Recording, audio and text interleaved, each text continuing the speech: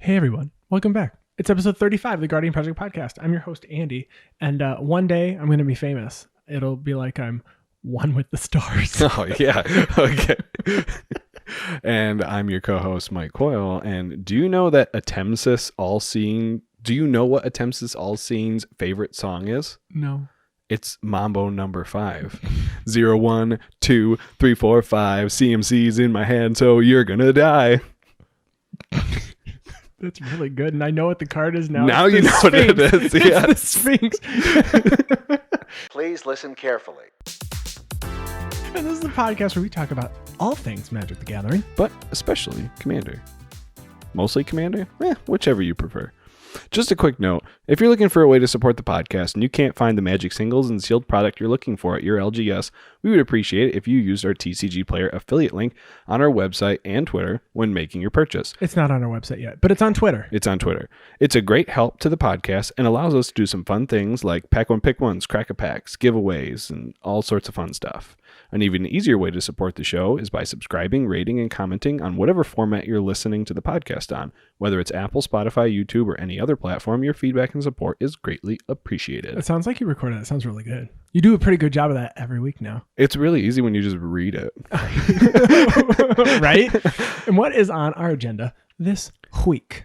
This week, we are going to talk about house rules. That's going to be our big subject. Rule number 0 for Commander, which is really there are no rules for Commander, and you can, come up with any sort of limitations or whatnot that you want to do to make your pod more fun, whether it's at your home or your LGS.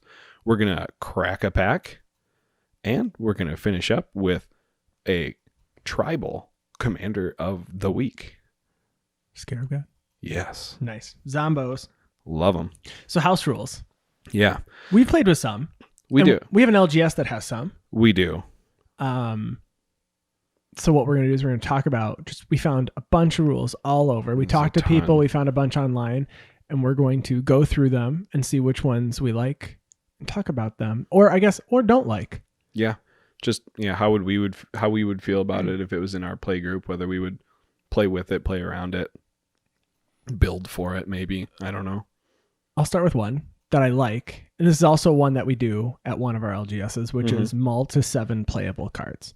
Yeah. But it says to not abuse it, which obviously we do it on the honor system at our LGS, but we mull until you have 3 lands in hand. And the first time you get 3 lands in your hand, you have to keep it. It's still on the honor system. And I reveal though, if I've drawn 7 and I get 2 lands, 1 land, no land, 1 land, 2 lands. Yeah. Did you really have all those with no? And I don't mind reveal. I don't care if anyone sees those in my deck. Right. But yes, I'm not. If you're cheating in Commander, you shouldn't, and that's on you. Yeah. Don't do that. And I think that spans to any format, but especially Commander. In a casual, fun format. Yeah. Don't cheat. Please don't. So you keep going until you have 3 lands in your hand. And then the whole purpose is no one is completely locked out of the game. You at least have something to play down in your first 3 turns. And then, chances are you're going to draw another land. If you've already got 3, chances are you're not out of the game. And it's to make for a more, a more fun game. Right. That everybody does something in. But if you do take that next hand and there's 6 lands in that hand, you are required to keep. You do have to keep, you know what? After your first hand. In Commander, I don't always hate, though, keeping 6 lands. Depending on the deck. Get Rog 6 lands? Okay. That's no problem. I don't mind keeping 6 lands and even like Feather. Because chances are I'm not going to draw too many more lands. And Feather has a lot of draw spells. So that's true. You just need 3 to get the Commander out and keep going. I'm usually the opposite and super greedy and keep a 2-lander and then get mana screwed. But, that's me. So this is one of the house rules we like. Yeah, I do like this one a lot. If you don't do that or haven't done it, try it out. It's a good one. It just feels bad when someone has to like mull down to like 5 in a casual game, in a casual format, and it's a deck that I don't know. Let's mono red.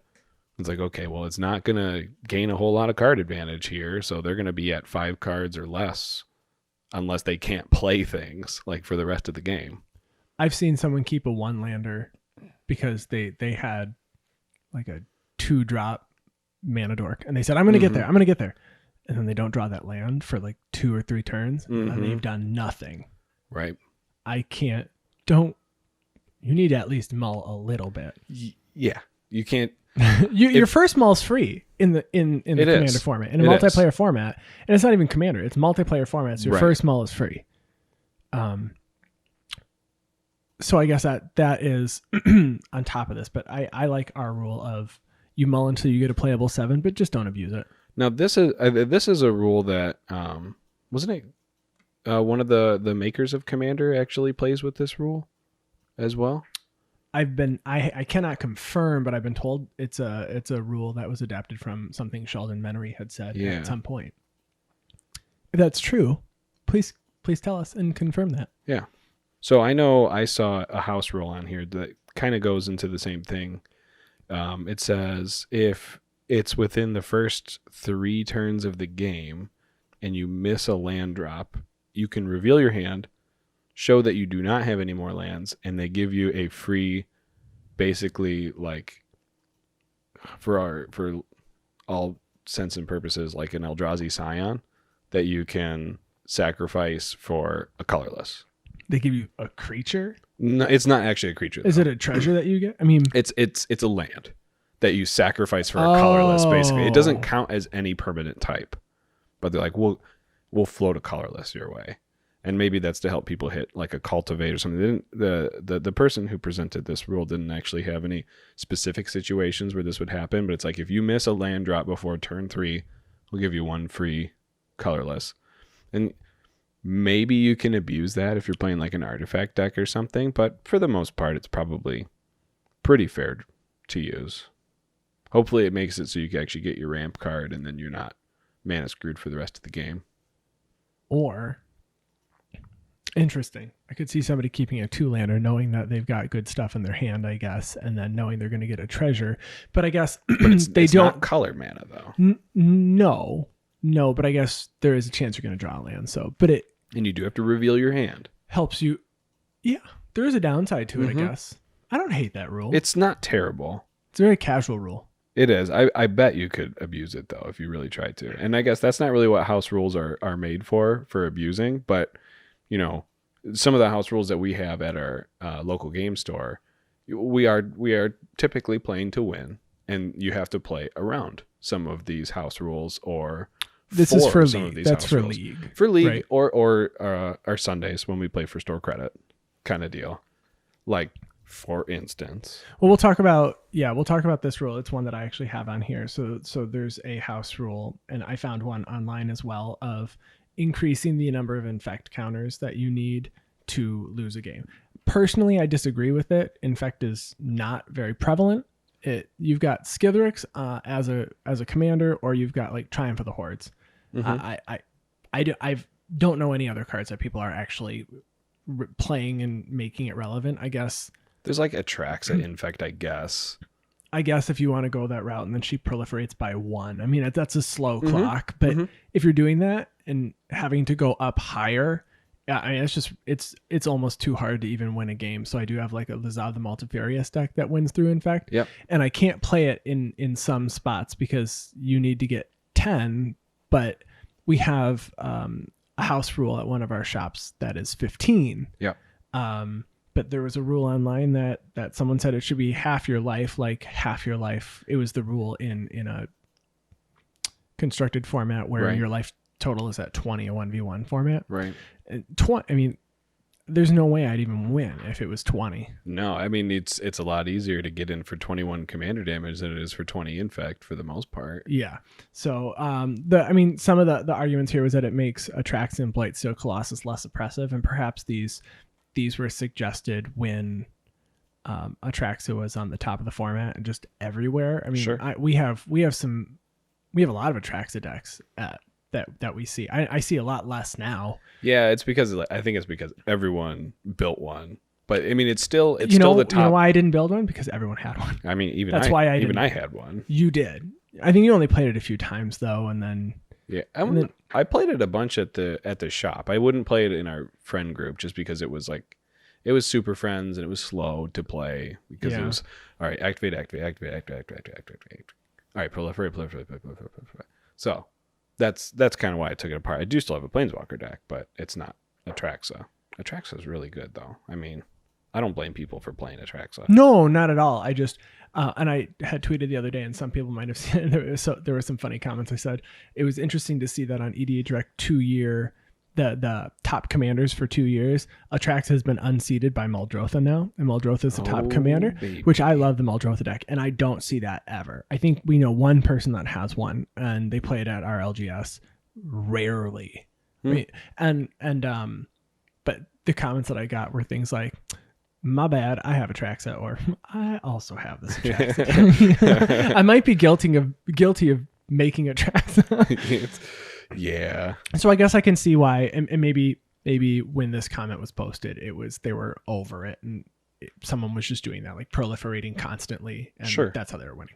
I know it was originally one of my alternate win conditions in Nekusar, was since Nekusar says whenever an opponent draws a card, Nekusar deals 1 damage to that player, you could give Nekusar Infect and then try to kill everyone. And doing 10 Infect with Nekusar is actually really, really easy. I have it as an alternate win con in Slimefoot with Grafted Exoskeleton. It's an equipment, or it's an artifact equipment. You equip it to Slimefoot, and then it says the creature has Infect, and with Slimefoot, if a Saproling would die, Slimefoot deals 1 damage to each opponent. So if you can make them and sacrifice them using things like Ashnod's Altar, you can win that way. It's an alternate win con, but Triumph of the Hordes I use in my Hepatra deck. Yeah. Because you make a couple snakes and then you give them +2/+2 in Infect. You can actually take one person out. It's a one-time effect. Sure. I'm not winning with Infect otherwise. Right. But making it 15 really feels like it puts it out of reach almost all of the time. I don't think Triumph of the Horde is any more worse than like an Overrun or something. I think they're pretty much on the same. I mean, Triumph of the Hordes I don't think gives Trample. Does it give Trample? I don't think so. Which pretty much puts it on the same field as an Overrun, because I mean, if you have 5 creatures out, you're gonna give an extra 15 power on your board and Trample with Overrun. Where Triumph of the Hordes, they do get Trample. They do get Trample. +1/+1. They get +1/+1, gain Trample, and Infect. Yeah, so they do get Trample, but it's only +1/+1, and I'm giving it to my 2/2s. It's true.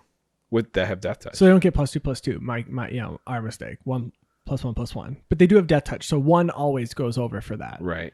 But I still have to have 10 snakes. 10 snakes. Or they have to have not enough creatures. Right. But I don't know. Just my opinion. I don't think Infect needs to go up at all. No, I agree with that. I think it would actually be kind of I'm a fan of alternate win conditions. I actually don't mind losing to Infect. It feels worse to lose to a Craterhoof without Infect. The only way I would say it feels bad to lose to Infect is like if you lose to it like on turn 6 and then someone board wipes and then the game goes on for like another 2 hours after that. You're like, dang it. Yeah. Now I'm dead. Yeah. You just sit there and have snacks. I mean, snacks are always great. Good. Always great. All right. So one of the house rules I found is allowing some normally non-legendary creatures be your commander, such as Tamanoa, which is a Naya creature. There's just a video done on that this week. Yep. And then the Nephilim, all the Nephilim, the four color creatures. I don't know why they're not legendary anyway. Well, a lot of people just play with them as legendaries. Sure. And that's, I guess, a house rule because technically, assuredly, I guess it's just a house rule that some people have where you're allowed to play those creatures as legendary. And it actually goes kind of beyond that. Someone posed the question, do you grant those creatures the super type legendary, or do you just allow them to play them as their commander and not do any other changes? I mean, I think if I was playing it as my commander, I would expect that destroy a target legendary creature would work on it. Sure. I would argue that. Or I mean, there's technically a disadvantage in very particular cases where if you have your, what are those like sorceries? Is it a legendary sorcery? Where you can't cast it unless you control legendary permanent? Correct. Yeah. So those very niche situations, I guess there's the good side and the bad side, but then there's also like duplication effects. It would allow you to duplicate your commander and not have the legend rule make it sacrifice or something. But apparently this rule has been played both ways in a few different pods. People had this this rule, and yeah, I don't know. It seems like it would kind of open things up. The only reason I would probably not like this rule is because it would be a commander deck that I couldn't play at one of our LGSs, unless it was just like a friendly pod or something. I couldn't play it on Commander Night at our LGSs because it technically isn't a legendary creature, but it could be fun to play, one off with friends or something like that. I would be happy. I guess there's one card that comes to mind, I guess, that's non-legendary, which is a creature from, I believe it's Cold Snap. And it's Diamond Fairy, which is 2 and then Bant, so green, white, blue, for a 3/3 flying fairy that has pay 1 and a snow mana for snow creatures you control to get +1/+1 till end of turn. But it's not legendary. That'd be kind of cool because you can actually build a deck that cares about snow and Commander. Yeah, that would be cool. Other than just snowlands. Yeah. Yeah, that would be cool. I don't know why that creature wasn't legendary. It's a snow. It should have been, I mean, in my opinion, a legendary snow creature. Yeah, that way they actually are relevant in Commander, but I guess they weren't really designing for Commander back Maybe then. We'll get snow for Commander this year. I didn't think about snow as a Snow way. mechanic. Snow way. Snow There's way. snow way. There's no way. No, that'd be great. I think we talked about it last time, just real quick. Just tangent real quick. I talked about finishing the mana base of the Battle Bond lands in the new Commander. We still also haven't finished the cycle of cycle lands, and I would like that as well. Yeah, I wouldn't be mad about that. House rule, I'm going to make my own cards that are the finishing the cycle of the Battle Bond lands and the cycle lands. Please and thank you. Please and thank you. Our next house rule, this one I thought was interesting. And I don't know if a lot of people would want to adopt this because I think it detracts. Well, I don't know. Let me read it and see what your thoughts are. Okay. House rule is that in multiplayer games, if someone dies, all of their actions on the stack still resolve. Okay. I don't mind that at all. No. I would call that game type spite. Oh, I'm going to go out, then I'm going to cast this spell. I'm going to cyclonic. No, you wouldn't want to do that. You want the next game to go faster. You do, because then you'd just be sitting out. Yeah, so you because your don't want a cyclonic rift overloaded, and then someone in response takes you out instead. Still resolves though. Yeah, but that would be bad for you because now you have to wait even longer for the next pod. The next you game. do as that person. Yeah. But if you're doing an infinite combo that's going to take everyone else out, they can kill you in response, and then you still destroy the pod, and then you don't win. You actually lost first. well, there's that. And that's probably what this was for. Probably. I mean, either that or it's like you don't want to just, someone says, "Oh, I'll leave you up with 1 life as long as you, don't do anything weird to the board." And it's like, okay, I'd cast Torment of Hailfire for X equals 99. I'm like, well, ping you for 1 so that it doesn't resolve. Now it resolves. Yeah, and then it does resolve in your... Well, yeah, because you would still be out, but then it would resolve. Yeah. I just take everyone down with you. I discard 99 cards. Yeah, good luck. What's the card that you put your library into your hand? Enter the Infinite. Enter the Infinite. Yeah. Flash speed. As long as you haven't drawn a single card or played a single card the whole game. Oh. Can you Torment of Hellfire for 99 on turn 1? Is that possible somewhere? Turn 1? Yeah. You could probably go infinite mana on turn 1. Into Torment of Hellfire for 99? Yeah, I bet you could. Yeah. I can come up with the line. I could do it. In fact, my Mono Black Sidisi deck pretty much did a similar thing. Turn 1, it could go Aetherflux Reservoir on people's face, but it took a perfect hand. But anyway, there is a house rule that I saw, which, okay, I won't give my position on it, but I'm gonna guess that you can guess my position on it right away. So they play a game type called King of the Hill that makes it so you can only attack the person who has the highest life total.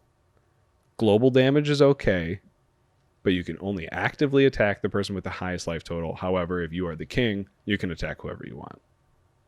I assume you don't like this. No. I don't either. No. I definitely don't like because that takes away the ability for you to have your threat assessment. Well, I think it obviously this house rule for this pod was created for a very attack with creatures game style that all the people in here play, which if you have that, maybe it is kind of good. I don't know. Yeah. If you don't, and you're like me who has like 2 decks that swing out of the 16 that I own or whatever it is, it just feels like it helps me. You instantly, as like someone playing like a deck like Crick, you will never be attacked because your life total will be lower than everyone's. You will never have the highest life total. And you can't attack them in this format. Yeah. With creatures. Yeah. I mean, for the most part, Crick will always have a lower life total. Until the turn it wins when it plays the cards and gains 900 life. Sure. That's right. But if instantly... Yeah. There's commanders that start with a significant advantage. Yeah. Or ones that just hurt you. Mm-hmm. I mean, but then I want to be able to swing at the player that I know is going to win. But I feel, I guess this would be a specific rule that I would institute for decks that swing only with creatures. Right. I mean, that's the only way to win. And let's be honest, everyone's swinging at the Alluro player anyways. Always. Alluro's always going to get swung. I don't care. You gained 2 life 8 turns ago. I'm going to swing at you. Yeah, dude, you have more life than you did before, so I'm swinging at you. One time I saw someone cast Alluro. Can you believe that? What are you saying right now? What is happening in that game? Alluro was on the battlefield. Can you believe someone cast that? I've played my Alluro deck probably 25 times, and I've never, ever cast Alluro. I want to play Alluro and cast it. Just to play Alluro giant. That's like a power move. Yeah. It's a power move. I'm going to play Alluro. The table just looks at you. What are you doing? What are you even doing? You just wait and see. And then you draw extra cards. You're like, is that what Alluro does? I didn't realize this commander did that. Yeah. Man. What if Alluro gained you more life when he was on the battlefield than he did when he was in your command zone? I'd play it. If you gain 4 life, if 2 eminence for 2 or 4 life, it's on the battlefield. Yeah, I'd play it. Why not? Because then you're not casting your other spells.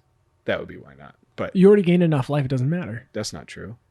You already gained enough life, so you cast him to gain more life? No, to draw cards. Oh, gotcha. I mean, the gaining life is, it just happens in Alluro. But drawing more cards... House rule. Alluro gains you 4 life if he's on the battlefield. 2 life for eminence. That would be kind of cool. I think that helps only Alluro players. It does. This is specifically, we're going to have house rules that only help Alluro. Oh my gosh. I could go for house rules for commander, or you double your commander's effect. House rule, if you have a commander with an activated ability, it activates twice. Can you believe that? That'd be great. I can think of like 12 instances where that would be broken. Like what? I'm putting you on the spot this week. Okay, so Scarab God. Okay, but you still have to pay. You pay and you get 2 creatures back. Yeah, that's great. Yeah, it's really, really good. Yeah. What about like Prime Speaker Vanifer or something? So that's still 2 things. Well, or sack 1 thing and get 2 creatures. Because it technically only costs once. That's a hard one to say because you have to sack a creature to make that happen. I guess maybe if you want to just argue, you can sack 2. If sacking it counts as cost for the ability for that one. Yeah. So but then don't use that. Like Ashling the Pilgrim, you pay 2 and you instead of getting 1 counter, you get 2 counters. Does it count as 2 activations? Oh, that's a hard one because if you activate it a 3rd time in the turn, no. When you activate it, the ability happens an additional time. That's what I would just say. But it doesn't actually activate an additional time. It just you only activated it once. Twice. Just happens twice. So you're saying everyone gets a free Rings of Brightheart. Yes. Wait, it's like Plane Chase, but we're on Rings of Bright Heart.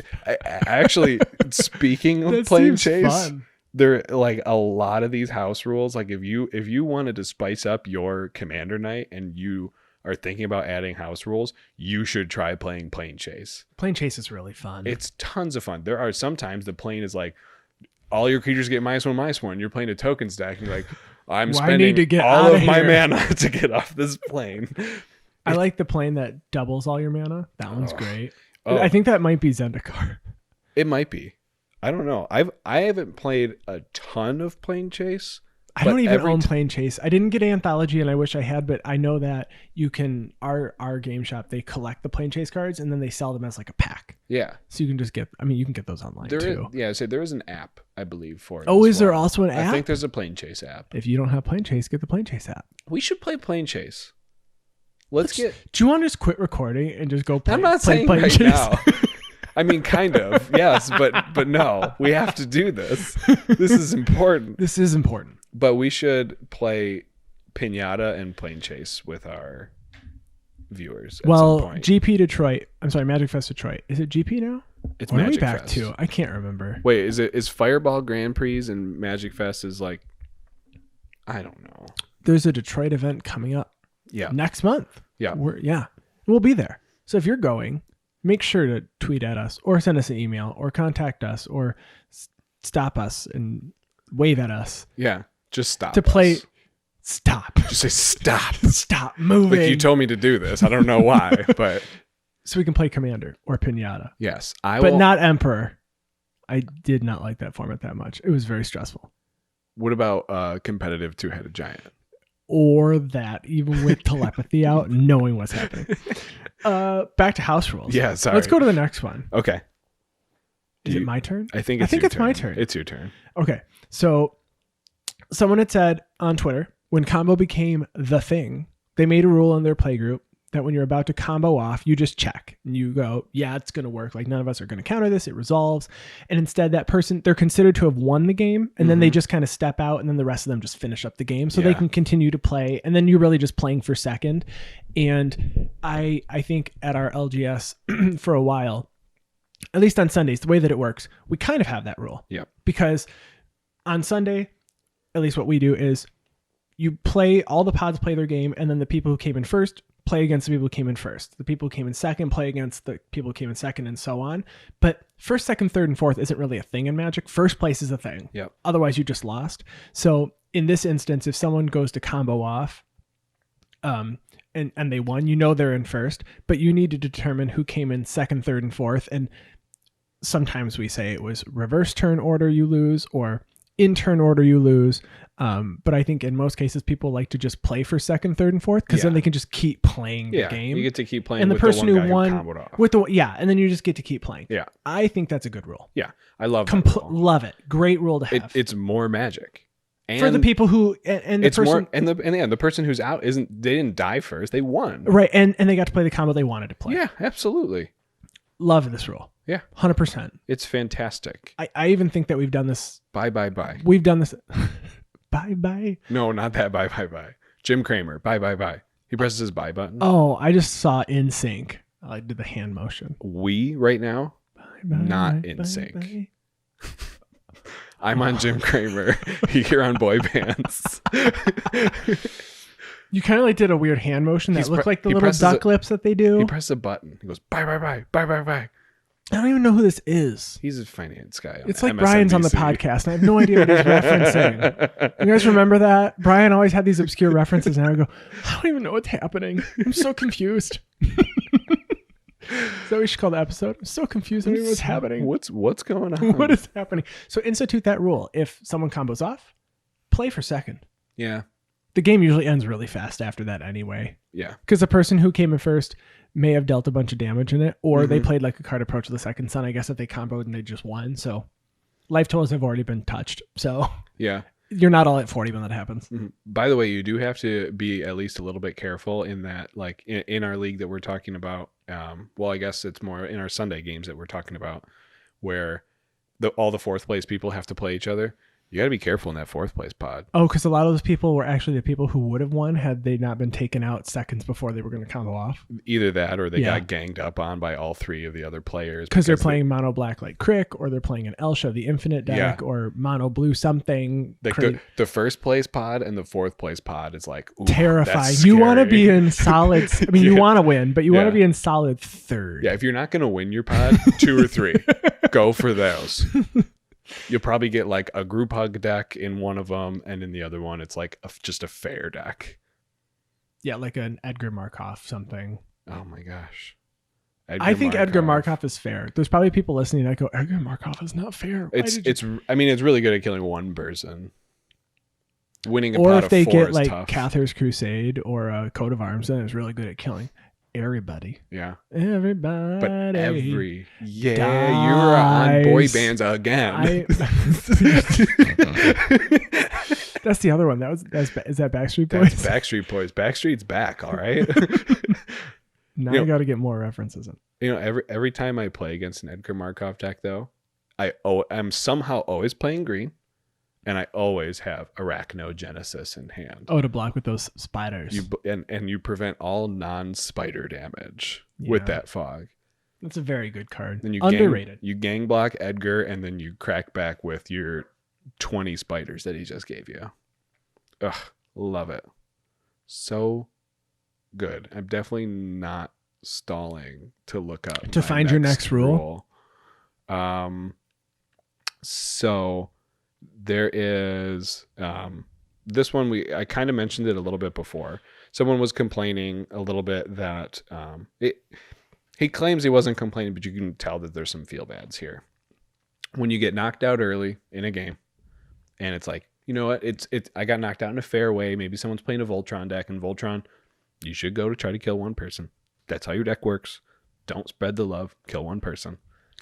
And they're going to be mad, and don't let it make you feel bad. This person strictly says, not mad, but you can tell he feels bad. They feel bad. They feel bad. Sorry. I'm not correcting you. The famous Mr. King feels bad. Okay. That they would have something going on, some extra rule that they could use for that extra, and he claimed it was a 2.5 hour game after he got knocked out because someone board wiped afterwards. Yeah. And just resets everything. Well. And his suggestion was, when the first person goes out, no more board wipes. You're not allowed to play board wipes anymore once someone goes out, just to quicken the game. But you may discard your board wipes to draw a card. So it's like cycle for 0 on board wipes. That's what your board wipes become. What are your thoughts on that? You have to have a defined definition of board wipe. Yeah, this includes, so he actually kind of went into depth. This includes bounces, including single player bounces like River's Rebuke. Single target removal is okay. So you could keep your Cyclonic Rift. Is my Blasphemous Act considered board wipe? Yes. It doesn't target one thing. He says single target removal is okay, but not things that erase board states. There's that new card that deals 4 damage to each creature. Is that a board wipe? Lots of things live through that. This post was 3 months ago. Okay. Well, so it didn't exist. But it's is Anger of the Gods? Yeah, but by this definition, it seems like that's a board wipe card. It might be considered one. No, I build decks with board wipes because I need to get to the late game. Yeah. So I don't like that because then half the cards in my deck, I don't build a deck that has half board wipes, but maybe 10. Sure. In some of my decks, 10. Yeah. My Noyan Dar deck has multiple board wipes and mass bounces because it's Noyan Dar. Mm-hmm. My new mono white deck currently has 15 board wipes in it, and I'm not done building it yet. That's your Dejuru with eyes open. Yeah, Mm-hmm. you're playing a mono white planeswalker deck. Yep. That you need board wipes in. No, I wouldn't, because that functionally changes the way that I would build decks. But if we had a night where that was the rule, mm-hmm.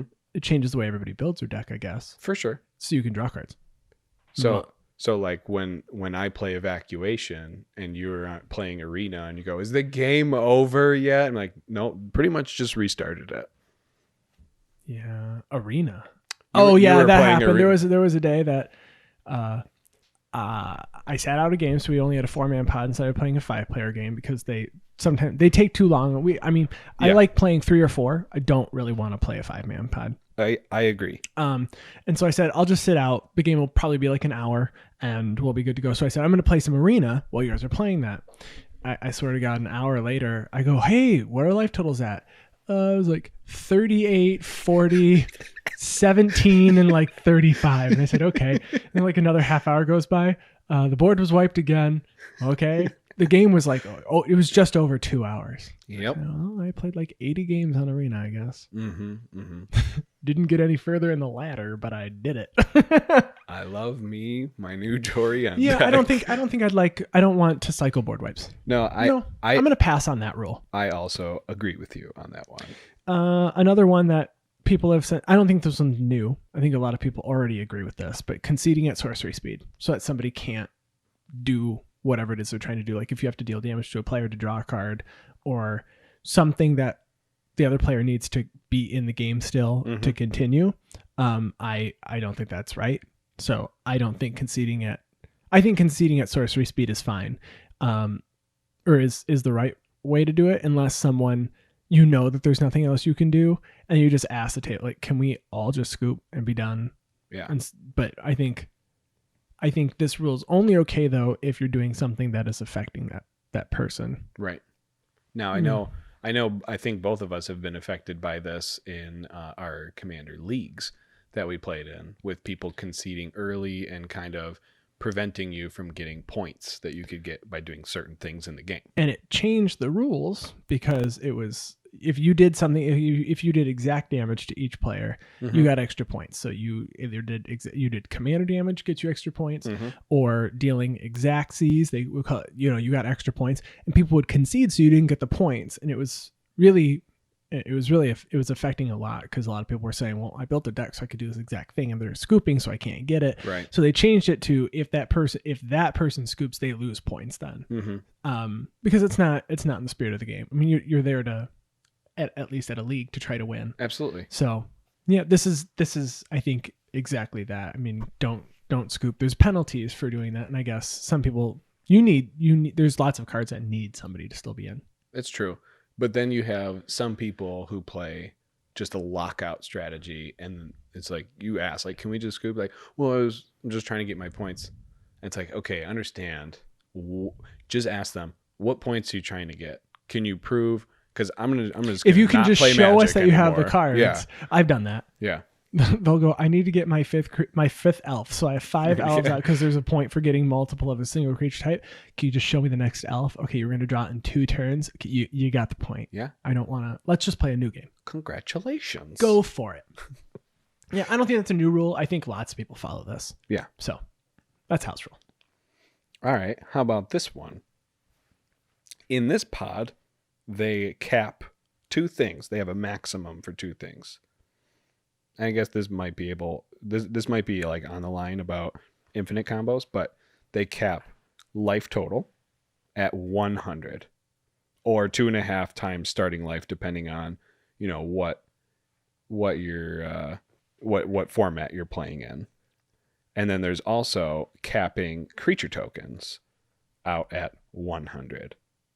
What? You can never have enough tokens. 100's a lot. And though. you have let it go, but they have to have the actual tokens on them. Oh, you have to have 100 tokens. If you want to make 1,000,000 soldiers, you better have 1,000,000 soldier tokens to lay out on my table. Yeah. That'd be an interesting rule. You can make as many tokens as you have. I'm just buying all of the... Okay, so life is capped at 100. Creatures is capped at 100. Creature tokens. Creature tokens. Oh, no, this says creatures and creature token capped at 100. I bet it's creature token. I mean... It says creatures and creature token count. How many people are going to have 100 non-token creatures out? It's not possible. What if this is like... Well, how about Locust God? Those are creature tokens. Oh, yeah, no, that's true. I guess. That's true. No, that's true. What about copying things? Those are tokens, too. You can't possibly, because you need lands in your deck. What if you steal things from other players? If you steal that many, Heck, then yeah. that's a standing ovation slow clap. You know how many If you have times 100 you know how many times non-token I can creatures? bounce Gonti, Lord of Luxury in a Reanimator deck? I'm gonna steal everything. If you get 100 non-token creatures on your battlefield, you tweet at us and we're going to send you $100. Andy's gonna send you $100. Coyle's going to send you 50, and I'll send you 50. I'll send you 50 cents. Ryan says we don't have the budget for that. Oh, it's not in our budget. It's not in our budget. We'll give you a thumbs up. Personalized thumbs up. Did they say there's a reason why? So the capping at 100 life is to prevent unlimited life gains. Any triggers from gaining life still happens, but doesn't really stop anything except to put a plausible number other than 10 million out. For the creatures, this is to prevent unlimited token shenanigans. In any case, if a player is able to generate that many tokens, he would probably win the game. They've never played against Rakdos Charm. That's true. I mean, it's a thing, but I guess if they have the life capped at 100 and the creatures capped at 100 and you Rakdos Charm them for 100, then they die. Well, they gained 100, so they were at more than one. They were at least one when they gained their life. So if their life's you're right. If their life is capped at 100, they lose to Rakdos Charm in that rule. Mm-hmm. One whole card. Yeah, 2 mana instant. I love that card. It's very. I think it's very niche. I like playing Swarm, but sure. I mean, if you are making more than 100, you are likely winning if they have haste. If they don't, everybody has a turn to remove a bunch of 1/1s. Yeah, which is fairly easy. I think 100 is much too low to put the cap there, just because there's things like Aetherflux Reservoir, and the fact of the matter is, in Commander, your 3 opponents have a cumulative life total of 120. So even if you had 100 1/1 flyers, you couldn't kill everyone in that one turn. So I think upping this cap to 500, which is still hard to keep track of, but I think 500, it gets rid of the infiniteness that you're trying to get rid of, but still puts it at a point where it's like, if you can go that high, you're going to win. Yeah. I like playing token decks, and that would make it a lot harder to do instead of just putting my D20 spin downs on the battlefield and saying, I have 9 million of these. There was a long time that I was opening up Hour of Devastation packs, and I would go, here, Andy, I found another Locust token. Here, Andy, I found another Locust token. I have a fat stack of Locusts. You do, and 5/5 elementals. You have the fattest stack I've seen of those from an Omnath deck. I built Omnath. That was my first commander deck ever. Fun fact. No, it wasn't. I lied to you all. My second commander deck ever. First was Anwan the Rune Sage. Mono black. Anwan the Rune Sage? Anwan? It's not Rune Sage. Mono black Anwan. It's a vampire that says at the beginning of your upkeep, of every upkeep, that player sacks a non-vampire. It was a mono black. Your first deck was mono black? Yes. I never played against this deck before. No, this was before Commander exploded. It was when I only played kitchen table Magic, and we said let's play Commander. So we all were looking at commanders to make, and it was easy for me to build a tribal deck, and it was cheap. Mm-hmm. Because that was when there were a lot of vampires in Standard, I guess, and cards were it was before everything had rotated. But I think at that time, no, I started playing a Gate Crash, so it was probably during like Dragon's Maze or original Theros, maybe M14. Mm-hmm. But I built mono black. I want to look up the full name. Is it? I might have been right with Anwan.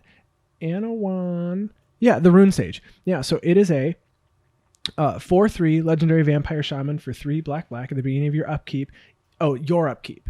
So each player sacrifices a non-vampire. Okay. So at the beginning of my upkeep. So I only played vampires, and I played a bunch of stuff that made people sack, or I would just destroy creatures. Yeah. And then they would only have one. They'd have to sack it. I don't think it was particularly a good deck, but we didn't really know what we were doing. And I did use like a lot of forums at the time to just see what I could do. But I was told monocolor is easier when you're starting. And then I built Which is Math true. Locus of Rage, and I bought all the tokens I could, but at that time they were like 10 cents. Right. Now they're over $1. Yeah, they sure are. And I have probably 20 of those guys. What's the most expensive token you own? It used to be the Star Elemental that came from the card from Dragon's Maze. That was the only card that was valuable, and then it was reprinted. Voice of Resurgence. Ah, your voice just resurged on that microphone too. You know, I look down and you're supposed to talk into the microphone the entire time. Yeah. So Voice of Resurgence says whenever Voice of Resurgence dies, put a green and white elemental creature token onto the battlefield with this creature's power and toughness are equal to the number of creatures you control. Yep. Very good. But at one point that token was like $7 or $8. And that was played in Modern. Voice of Resurgence was played in Modern. There was a Counters Company deck that was Collected Company with the Devoted Druid combo. But this was just in the deck. Gotcha. That was the most expensive token that I had. Now it's, I think, the Mythic Edition Elspeth token that I have. Yep. I think that's... I sold that one at Command Fest. Well, when I sold my Elspeth, I didn't include the token with it. Right. Because I just sold the Elspeth. Right. And then I think 2 months went by. I think it was you who told me. You said, "Can you believe this? This token's like $35." Uh-huh. That's a token. Mm-hmm. Sure is, but it's a token with that Special art. spicy Elspeth art right in the middle. With the mask. She's holding the mask. She's holding a mask. Yes. Well, kind of in front of her face. Yes. But- oh, no. Is it? No, it's not in front of her face. She's holding it. She's out. just holding it out. Yeah. So I have that. That's probably my most expensive token now. Gotcha. Yeah. I have another house rule. This one I like. This one I'd want to actually institute because I think this should be included in more games. So this is, if no one's the monarch, you can spend 4 mana at sorcery speed and become the monarch. And then the monarch is in the game. I love the monarch. I actually, I'm just going to do a quick rebuttal right here because it's going to be in the same. First Blood gets monarch. That's too soon. What do you mean? So the person who's already playing a fast aggro deck potentially gets to start drawing cards first? Because And if you're slow decks, you can't draw any. What if you deal damage on turn? It's not, you can't draw any. You still draw at your draw step. Well, that person that swings on turn, potentially one if they have a 1/1 haste, or swings on turn 2, Sure. they could potentially draw 3 cards before anybody deals damage back to them. It fixes aggro decks, though. Like mono red aggro that Do you- doesn't have card advantage. Do you think Reese the Redeemed needs help? No. No. But that's turn 2 swinging, not turn 1. It still could be turn 2 swinging and drawing 3 could cards be. before anyone could else. be. And then you unload 7 elves on turn 2. I think Isamaru, Hound of Krosa, or whatever, Conda? Yeah, the mono white dog. does need that help, though. Yeah, that deck could I use think that. I think it helps more decks than hurts more decks. I just want Monarch. So if that's what we had to do to get Monarch, if that's the rule that had to happen to get Monarch in the game, I would still be on board. I just like this one more because then you have to do something to become it. I think Normally it's on a creature. I would like that rule that you proposed, the 4 mana. You could do it at instant speed. However, you could only do it on your own turn. Yeah, it said sorcery speed. Oh, I thought you said instant speed. No, sorcery speed. Sorcery speed, yes. You can only do it on your turn. Although it's and You would normally can- play it on a creature or something, so it's like you did that. You didn't get the creature, but now Right. you're the Monarch, so you get to draw a card for the 4 mana you spent into it. if it's or whatever it is you think it's if fair. it specifically said you can only do it on your own turn. Yeah. Because I don't know if there's some Well, I could- hijinks about sorcery speed that you can just do it on other people's turns. Well, normally you have to cast a spell. This isn't a spell. Because you could quicken into paying 4 mana, Right. but that says the next spell. This isn't a spell. So this just has to be done on your own turn. Wizards are going to print something in the next set just to prove me right. Damn it. I only have one more, so you go for it. Okay. I'm going to go back to this other thread that was about 100 life capped and stuff. Okay. This one is actually also one that's played at our LGSs, and that is extra turns. You can not take, I think at our LGSs, you can't take more than 3 extra You turns. can, in a but row. you lose 4 points in the league. At the other LGS, you just straight up can't take more than 3 extra turns in a row.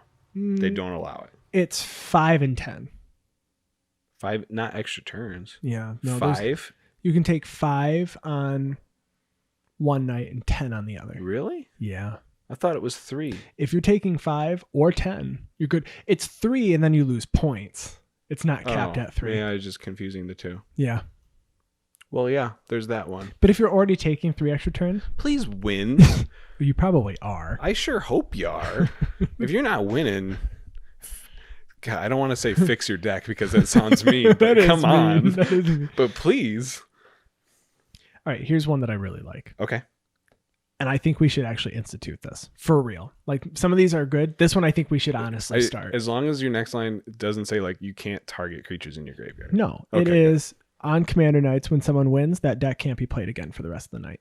So it forces you to play your other commander decks that you have, unless you only have one. And right. But in our case, where all of our friends have between like 5 and 15 Sure. or more decks, if it wins, just put it away. Right. And then play with something else because, you play with your new hotness for so long. Mm-hmm. We've seen, and I think I even mentioned this to you. did. We've seen a lot of your Yarok deck. Yep. We've seen a lot of your Jorian. Yep. But we haven't seen some of your old decks in a while. It'd be nice. You can still play those two, but then you're not going to play them again. Right. And I mean, we've had nights before we played like 7 games because someone can go quickly, but then you keep going through. And a lot of people talk about having too many commander decks. Well, I don't get to play them as much, or I have too many that I don't play. Well, then if you know you're going to win with one, play it one time, or just bring 6 others. And then the person who's winning has to put that winning deck away and play one that might be a little less strong. I do actually have to play with my Ayara deck one more time before I take it apart. Because it is being taken apart. Why? Because I'm building... Another mono black deck? No, Dimir. Atros. Oh, okay. Oracle of Half-Truths. Well, it's nice because you can just move cards over and put it back together whenever you want. I could. I'm probably going to keep it. Although I could though, just rebuild Shirei, because that's why I haven't rebuilt Shirei, is because of Atros. Yeah. Or because of she just came out of my head. First of Lockthane. Ayara. Oh my gosh. We just played with her last night too. We streamed on Brawl and played Ayara on Brawl. That was such a fun deck. Yeah. I actually won with it once and you won with it once. Yep. And the only deck we lost to it with is against Ayara. Because we didn't play Balls of Citadel when we should have. I still don't agree with that. Whatever. We lost to Balls of Citadel and had Balls of Citadel. Such a good card. House rules. I like house rules. I mean, I think they're interesting. I think we should start implementing some just to shake things up every once in a while. Yeah. I also think we should just play Plane Chase. Plane Chase? Yeah. It's Plane Chase. Plane Chase. Chase the planes. Do you have, listeners, any house rules? If you do, tell us about them. Please. Or if there's any issues that you have and reasons why you instituted them, we also want to know about that, because there's a reason why our LGSs have house rules, because there were issues. Yeah. You can't take multiple extra turns without penalties, or you can't go infinite, or infect has been raised. There's reasons why. There is. Some, obviously some we agree with, some we don't, but this was interesting looking up a bunch of these house rules. It was. I mean, there's a lot of unique play groups out there. The stack still resolving when someone dies is crazy. Yeah. What's your favorite one that we talked about? Mulling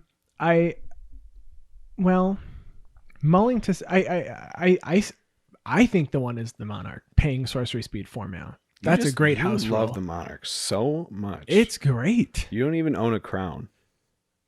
But someone at our LGS does. It's Burger King crown. It's a Burger King crown. You just pass it around when you become the Monarch. How about you? Which one if you had to pick one of these to institute, which would you pick? So already taking out the mulligan rule, the free 7, because we already do that one. We already do that. That one is instituted. Definitely keeping on playing when someone else already wins. If someone plays an alternate win con, the other 3 people get to the other playing. 3 or however many are still in are just going to continue to play their game. Yeah, that was my favorite one. Yeah. I think these are good rules. Because it's more magic. You want to crack a pack? Heck, yeah, I want to crack a pack. All right, we're going to crack a pack. Kraken.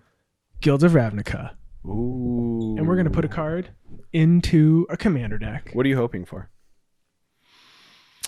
Vraska Golgari Queen. Okay. She works in commander real well. Or, for a commander card, Amira, the Soul of the Accord, is really good. Making tokens. I want a flying trample 6/6. Doom Whisper? Doom. That's from Guilds. Yeah, that is from Guilds, isn't it? It sure is. And gosh darn it. If that creature was legendary, I think it would be broken. But holy crap, would I build that deck in a heartbeat. Yeah. So it reminds me a lot of when Archfiend of Ifnir got released for Amonkhet. Yeah. And it was a Cycling Matters mono black card. Ugh. If only it was legendary. I almost lost that card the other night playing against an Anya deck. That was discarding cards. Heck yeah. Putting minus counters on every creature of mine. It's like, oh boy, this is going south very quickly. One day I'll do a Commander of the Week on the Scorpion God and talk about how much I love Archfiend of Ifnir in that deck. And I've only beat that deck when I'm not playing a token deck. That deck's literally never won a game. It's literally in its entire existence has never won a game, and it's so much fun to play. That's how my T-Born Lumia deck is right now. Yeah. No wins yet. We'll get there one day. One day. All right, let's open this pack. ASMR pack opening. No. Full volume. Okay.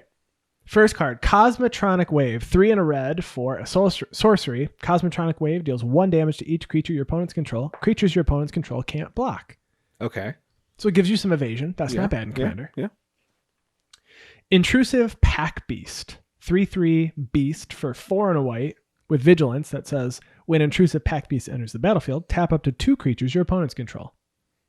That's not bad. Okay.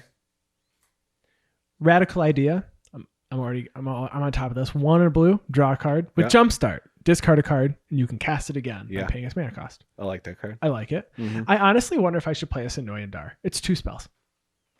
It's 4 mana, though. But you draw 2 cards. Maybe. I don't know. Maybe. Devkaran Dissident. Dissident. 1 and a green for a 2/2 elf warrior that has pay 5. It gets +2/+2 till end of turn. It's an elf. That matters. It's also a warrior, which matters. It's both of those things matter. It's got relevant creature types. It sure does. Vicious Rumors. Do you spread Vicious Rumors? No. I'm not telling. For 1 black and a sorcery, Vicious Rumors deals 1 damage to each opponent. Each opponent discards a card, puts the top card of their library into their graveyard, and then you gain 1 life. Yeah, that does a lot of things. It does, but I don't know if I want that. You mill 1, discard 1, and I gain 1. I guess you lose 1. I don't know. I want my. It's a pretty efficient spell. Yeah, it does For a 1 lot. black, it does a lot. Garrison.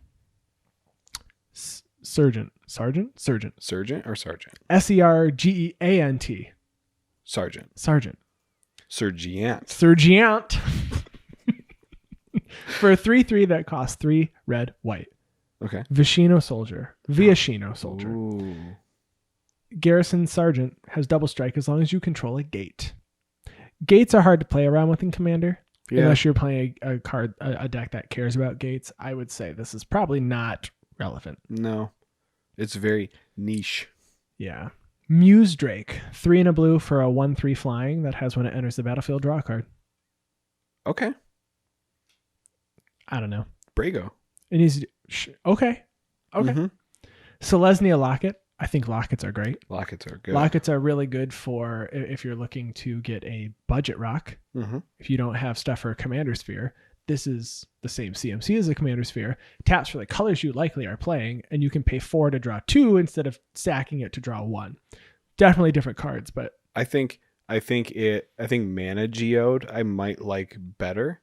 Because that scries 1. It scries 1 when it enters the battlefield. That one can draw you 1 though, but then it doesn't produce mana. It draws you after, 2. But then it doesn't produce mana after you get the draw 2. But drawing 2. So you pay 3 for Selesnya Locket is 3 colorless to add. It taps to add a green or a white to your mana pool, or you pay 4 hybrid Selesnya, so green or white, 4 to tap it and sack it to draw 2 cards.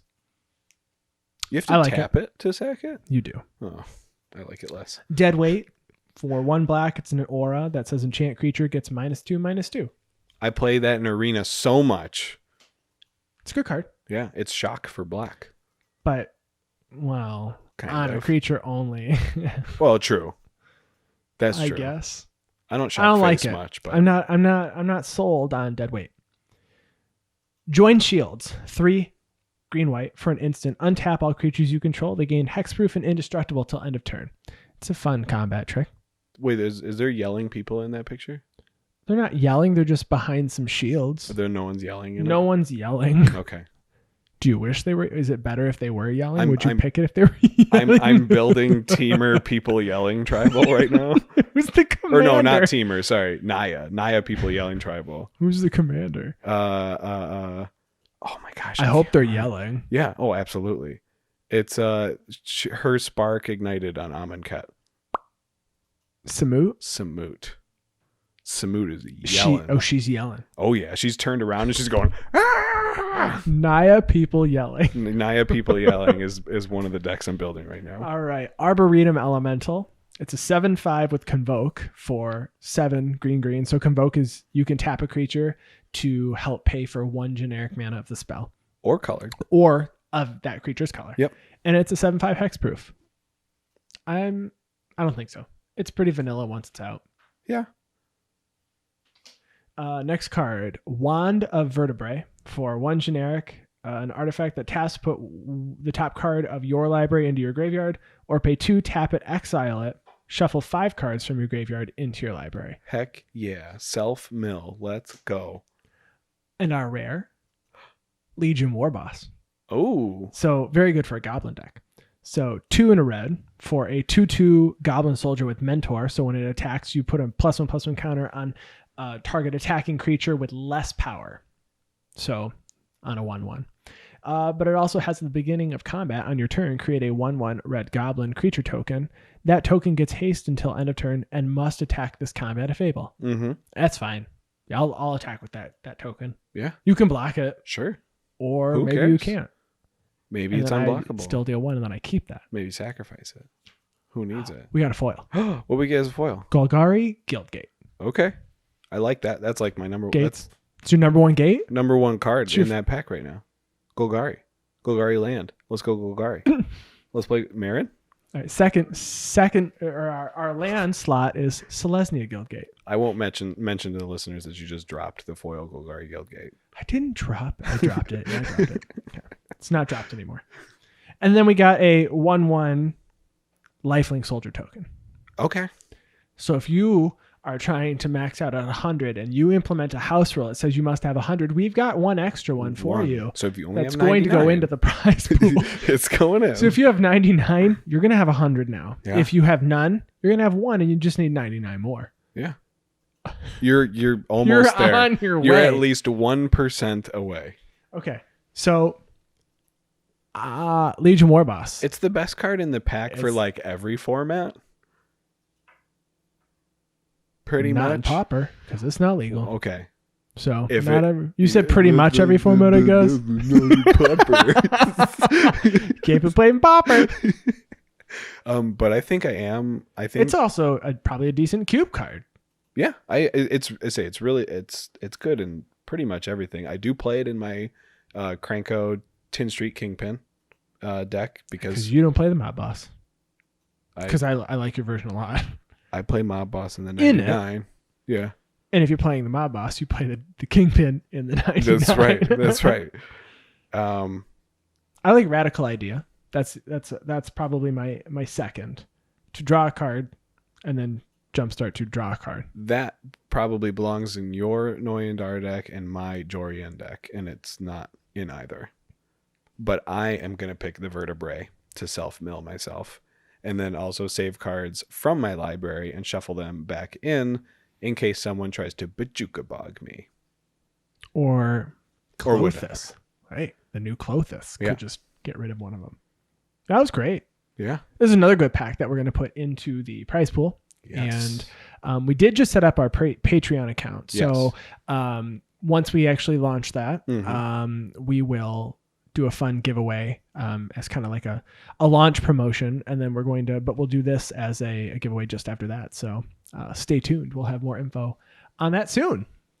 Awesome. And now we have Commander of the Week. Commander of the Week. Week. I don't know what I said. It's not weak. It's strong. It's a strong deck. Strong like bull. So for Commander of the Week this week, we have the Scarab God. Scarabs. We're in the Dimir world right now. Dimir's probably like my favorite color combination. Black and blue. Yeah. So for 3, a blue and a black, you get to cast a legendary creature god called the Scarab God.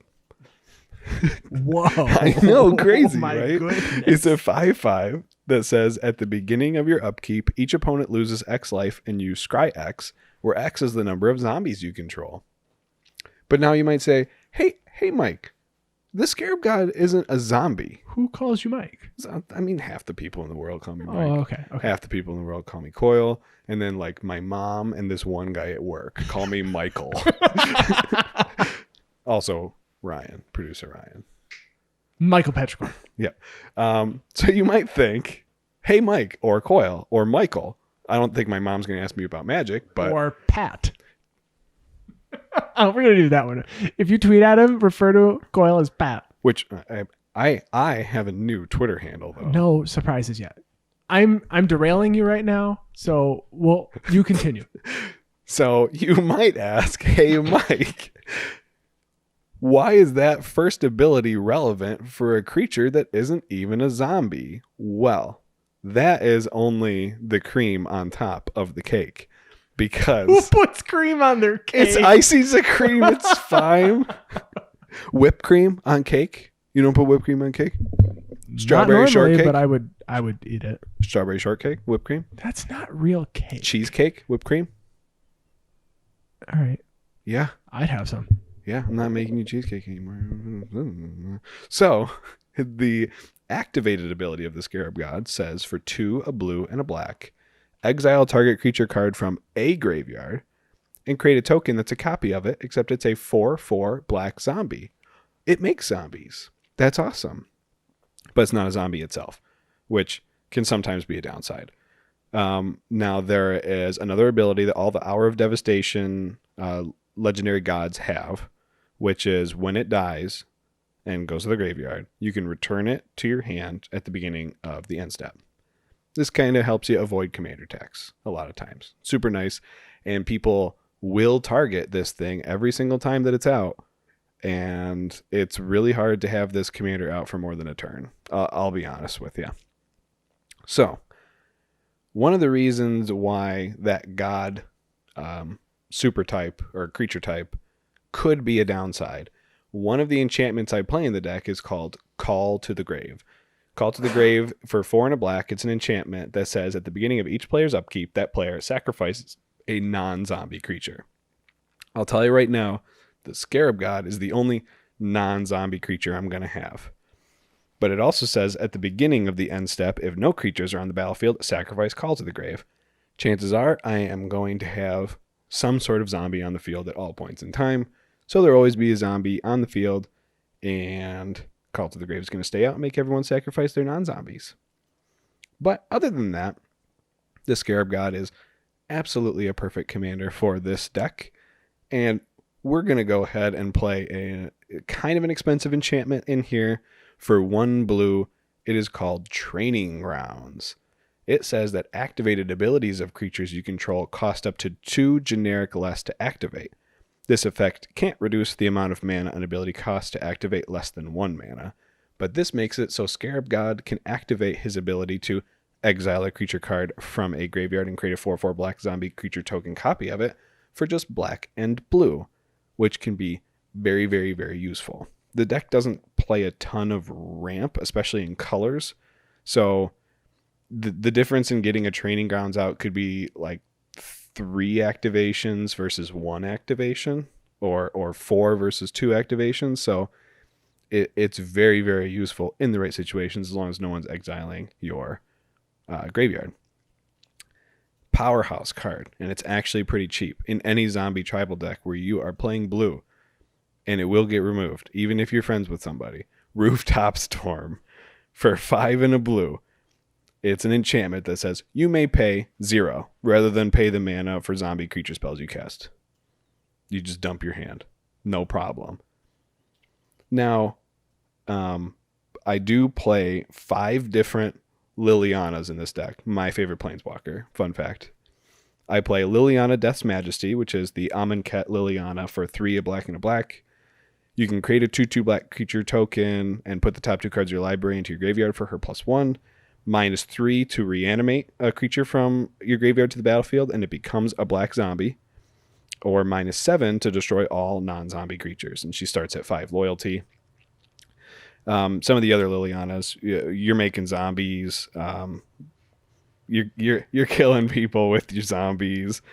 I won't go into full detail with all the Lilianas. Would you say there's zombies involved? There's, you know the one thing I actually haven't mentioned yet in this deck? What haven't you mentioned? A zombie. I have not gone over any of the zombies yet. Maybe we should talk about some of the good zombies. We will, but we'll get there. We'll get there. I just want to talk about some of the niche cards in here that some people might not play in their zombie tribal deck. I do play a very expensive card called Rings of Brighthearth in here, and it's actually on the chopping block for the deck right now. It is a 3-mana artifact that says when you play an activated ability, if it isn't a mana ability, you may pay 2 generic. If you do copy that ability, you may choose new targets for the copy. This allows you to activate your Scarab God twice for only a little bit more mana rather than having to pay for the ability twice. And then the 2 other non-zombie cards I want to talk about are Phyrexian Altar and Ashnod's Altar to sacrifice your creatures and produce mana. Phyrexian Altar costs 3 generic. You sack a creature to add 1 mana of any color to your mana pool. Ashnod's Altar is a 3-mana artifact. You sacrifice a creature to create 2 colorless mana to your mana pool. Now, the piece de la resistance, which is the zombies. I don't think that's how that's pronounced. I don't know. Maybe it is. I only speak German and okay. And English. Okay. A little bit. So we have a ton of zombie lords in this deck. We have Cemetery Reaper, which gives other zombie creatures you control +1/+1. We have Death Baron, which gives skeletons and zombies you control +1/+1 and Death Touch. We have Diregraph Captain. Other zombies you get +1/+1 whenever another zombie you control dies. Target opponent loses 1 life. We have some of the, I guess, a non-zombie Ghoul Caller, Giza. You pay a black, tap it, sacrifice another creature, and put X 2/2 black zombie creature tokens onto the battlefield. We have some cards from War of the Spark. Gleaming Overseer. When Gleaming Overseer enters the battlefield, you amass 1. Zombie tokens you control have Hexproof and Menace. There is a Prized Amalgam, which comes out on the battlefield whenever you cast, or whenever a creature comes onto the battlefield from your graveyard. Plague Belcher is another one of the zombies that whenever a zombie you control dies, an opponent loses 1 life. So the point of, or the win condition, I guess, of the deck, there's a couple ways you can win. You can just swing at people with all your lorded up zombies. You can have a giant board.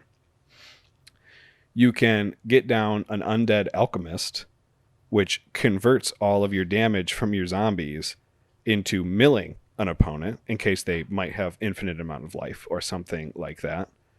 Or you can assemble one of the infinite combos that is in that, and I say one of, there really is only one, and that is Gravecrawler, who is for 1 black.